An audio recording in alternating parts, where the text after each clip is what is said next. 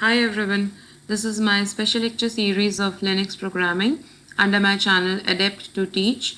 Myself, Dr. Ramandeep Kaur. I'll be covering the following contents in my lecture. So Linux structure has three types of views. First, we discussed in the previous lecture, that was the physical view, which actually deals with how you are storing data into your system, how the file system is created, how the referencing structure is created. So we discussed about that. Now the second type of view is your kernel view. The kernel view says it does not give you a look of the hierarchical structure, and it cannot differentiate between any directory or any file or executable or a compiler or a program or a utility or a driver. It cannot differentiate between whether you call it as a directory, why do you call it as a directory, and why it is a file. So by default, it treats everything as a file. Let's consider an example. Suppose our current working directory is set to /home//administrator/mca5 and we have a file named testprogram.c already created. So if I have to compile this file, I will use GNU's compiler, that is GCC -o will save the executable of testprogram.c with the name test program. If this executable name is omitted, then by default it will create an executable with the name a.out, and next we would have to run the file. Now if in case the executable name test program dot out already exists, then system will overwrite that particular file. Now, when the program is executed, you need to have the right and you need to have the execute permission. So, considering this permission is already given to you, what the GCC is going to do, it will work in some steps. The first step is it will identify it as a file, the test program as a file, and it will create a inode for that file. So a new number, a new unique number has to be given to the file. If the inode structure is already there and some free blocks are there, some free numbers are already available, then that free number will be given. If a new number is not defined in the list, then a new number will be created and it will be given. For example, when you took admission in IP University, roll number 0012 are available. So out of that, let's assume that up till roll number 0030 have taken admission. So from 31 to 60 are my vacant inode numbers. So if a new student wants to get enrolled, roll number 31, the next consequent number will be given to the student. Now once those 60 numbers are completed, now a new admission is there in, let's say, lateral entry. So since 60 roll numbers are already exhausted, a new number has to be created. So a new number is created, a new inode is created and given to that student. Now that new student will also sit in your class. So that is, if you have the previously existing inode numbers that are created, or you are creating a new inode number, in both the cases, it is given to a file. Now after that, the kernel fills in the inode number with the file status. So it is the duty of the kernel to write the inode status of that file. That file is when it is created, what are its permission, what is its size, all the information pertaining to the file is created by kernel, and it is stored in your inode only. So we saw the structure of inode. We are storing inode number, its permissions, its free blocks, and different descriptions of your file. So that description, that is the metadata that you are storing for the file. Now the kernel allocates data blocks for the file. So initially, in the first go, a file number is created, then the status of the file is recorded. That means all its features, its metadata is recorded.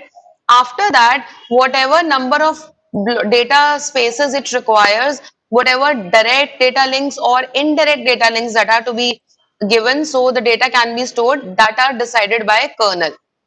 Next is the kernel records the addresses of the data blocks in the inode. So whether it is, if it's a single direct node, then it will record the direct address of the data. If it is indirect, single indirect, then it will record the first link which is pointing to the exact data. If it is double indirect pointer, then it will record two pointers address and then finally the address of the exact data.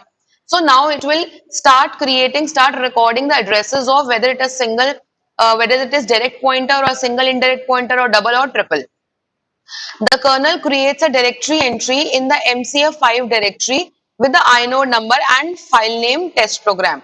At the last, once the new file name is created, the features of the files are recorded, the data is allocated, the address of the data block is stored.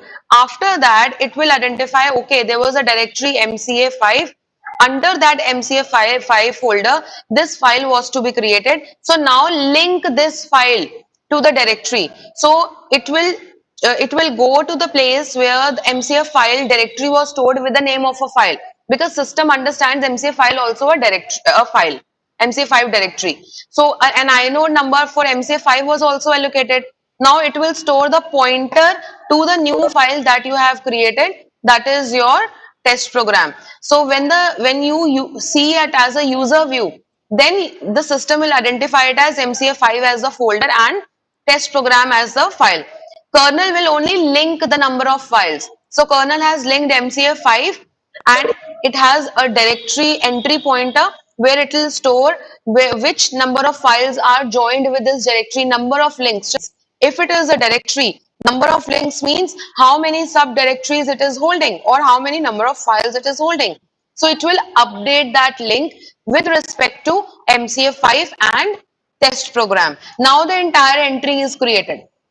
Now comes your last view, that is the user view. That means you, when use the GUI mode of your Linux, then you click on you locate D drive, then you locate user MCF5 folder, then you see test program file that is already created and you double click it and you open it. Now that is basically the user view, where you can see the complete hierarchical structure. So let's reverse the views now. User view says when you click on D drive, you click on MCF5, then you click on your test program file. Now this is when you want to access all this, the internally kernel is working. What the kernel will be doing, kernel will look at MCF5 folder and kernel will see how many links are created and it will locate the link for test program and it will it will redirect you to the test program file address. Now this entire information is passed to the physical view. So at the physical view, the inode entry of the test program is checked, the inode entry of your MCF5 folder is checked, and if that matches that, okay, this sub file belongs to the original MCF5 folder, and when you double click it, it will go to your secondary storage memory. It will identify the address space, whether it was if it is it was a direct link, then it will directly point to the file and file will open. If it is the single indirect link, then part of the file is already loaded into memory because of direct link and part has a pointer. So when you are through with reviewing, let's say 4 pages, and you have to move to the 5th page of your file, then that is loaded from the secondary memory using that single indirect pointer and you can access that file. Like this, all the three views work together. Physical view will locate the exact position of your file on your secondary storage devices. Your kernel view is will link the file, and if you are creating a new file, giving the inode number, modifying the inode number, modifying the metadata of the files, that is the duty of the kernel. And when you come to the user view, how you are going to view it, how it is going to appear to you, that is the work that is done by the user view.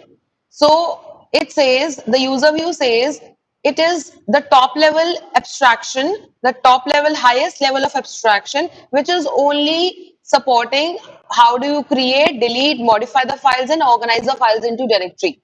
So for you, you can see you have a directory, you are arranging the files into different directories, you can create a different directory. But kernel understands it as a flat file structure, and physical view is only concerned with file and where are the locations of the file, whether it will be stored in one block or it has to be partitioned into several blocks. That is what every view is working. Now, user view is basically a hierarchical tree-like structure wherein your starting file would be from root. the root directory. If you write a single forward slash, that means you are talking about the root directory. Now there is a difference when we write slash root and only slash. Normally, your root means who is the user. Root means admin user, root user. And slash means basically the entire starting of the parent of the file system. So if you write the slash, that means it is the main root, the entire file system starts from here. And when you write root, that means who is the user of the root file system, the privileges given to the administrator. So rather than writing administrator, they also write root. So this is the basically your file structure that is prevailing in your Linux. So at the top you see root. After that you have slash bin, slash etc, slash user, slash where, slash sbin. These are your main files that are accessible from your root. So at the top you have one slash, that is your root. Under that you have slash bin, slash boot, slash etc, slash user, and towards right hand side you can see slash temp, slash dev, slash home. These are the set of files. Please identify here. See here slash root is written separately and this is represented by slash. So I told you there's a difference between it.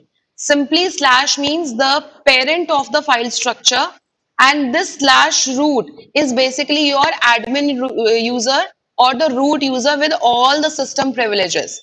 So this difference you have to keep in your mind. Now, if you see the different types of files, you see slash bin. Here there are different set of files, different set of commands that you use. If you see slash boot, it is comprising of those files which are required for your booting purposes. If you see slash etc, here some of your configuration files are stored. If you see slash user, this entire file is shareable and is in read-only mode. Now this file is created for every user. Whatever different user is created, a copy of the same is given to the next user. So we'll see what are these different file system, what are these subdirectories, and where are these used. If you see slash user, when you have a multi-user system and all the users, different user, for example, I log in with my name Raman, you log in with your name X, you log in, another person logs in with another name Y. Then under this user, three different files are created with my name, with X name, with Z name. And some of the things are shared between all the users. So a copy of whatever you see is in the user, this local directory, here the users are created. A copy of all these files are created for your different users. For example, we talk about object and the class system. Whenever you create an object, the entire copy of the class is given to one object. If I create 5 objects of a class, so all the 5 objects will get a copy of a class and all are independent of each other, and no one can interfere in any other space. Object 1 cannot interfere with object 2. Object 2 cannot interfere with object 3. Likewise, all the new users that are created, that are under slash user, and whatever work you are doing in slash local directory, and the copy of every user is created as a new file and a separate set of permissions are given to you. Some functionalities that you can use that becomes shareable to you. That means a copy of those commands, those files are available in your folder. You can access it. You cannot directly go to the bin file and you can make changes. You cannot go to stash etc file and you can make changes. This is why some shareable part is given here under slash user. Some shareable part of the libraries is also given. Some non-essential binary executables are given in your shareable folder, that is slash user. Your users will be created here. Your logins will be created here. So whatever you can use will be available only in slash user. Rest of the things, rest of the files are only accessible to root user. So there are other categories like slash var, which stores all your variable data files, your temporary files, which you are working, or your temporary deleted files, or currently when you are working onto file, a temporary file of the same is created. Slash dev is for device files, all the device drivers that are attached to your system. A file for every device is stored there. Slash home is generally your user directory. So when you are working here, you are generally redirected to slash home. The copy of user is given under this slash home directory. So when you wrote what is you wanted to ask the system what is your home directory. So this is you wrote pwd present print working directory. It gave you a path slash home slash user. So under home, a copy of user is created and from here you can access the user directory. You cannot access it directly. A shared part of this user is created and is given to home. So this is how the entire directory structure is is located in your Linux. Now just appreciate the beauty of it. Since you as a user cannot access anything else, and under user, if I have logged in with my name, so a new directory has been created. Another person, let's say X, has created a login, so another directory structure is there. Here I'd be using the user part. This person will also be using the user directories. Now this directory cannot directly access this user directory. Only a shared part is given. If I have some malicious code, if I have some virus and I execute under my name, because I can only access here, I execute under my name, the entire directory structure remains unaffected. You cannot access any directory structure. Your code will not hamper the working of any other thing. What will be corrupted? Only my user will be corrupted. Rest works as it is. This is where your security feature of Linux is very much appreciable over Windows. In Windows, if you enter into the system, you have access to everything. But Linux restricts user on the basis of the privileges, on the basis of the permissions, and what you can access and what you cannot access. So if you are accessing a file, you are executing a program under you. That executable is run only under your name. The entire system remains unaffected. So I just have to, if I as an administrator sees that this person R is trying to execute some malicious code, I just have to undo the privileges of R. I will remove it as a user. Now nobody can access my system again. So even this user R cannot access anything from X. That is not possible. So they have different user spaces, different privileges, different access rights. This is where your Linux is more beneficial over Windows system. So these are the different directories, and you can go about what every directory is containing, what major files you are working on, how it is created, whatever file system you are working, that is created under home. You can share the libraries, you can use lib command. So every directory which should be available to a user, a copy of that will be available under your home. Likewise, there is slash media, where you can use different media files. You have slash mount when you have to mount a directory structure or any type of a different file structure. So you have different types of these directories that are already available. Another directory is your OPT, that is optional. Whenever you are using any software from third party, which is not provided by Linux, you want to use that third party software, you want to install that third party software, then it will be stored under slash OPT. Then whatever processes that are working at the back that are already accessible, like for working on your processor, whatever files are related to executing different processes, that those information is stored under slash PROC slash process. We'll be working on this when we'll come to what are the different types of processes, what are the commands, what is the life cycle of the process, then we'd be coming on that. Thanks for watching. If you like my channel, then kindly subscribe and press the bell button for receiving the updates.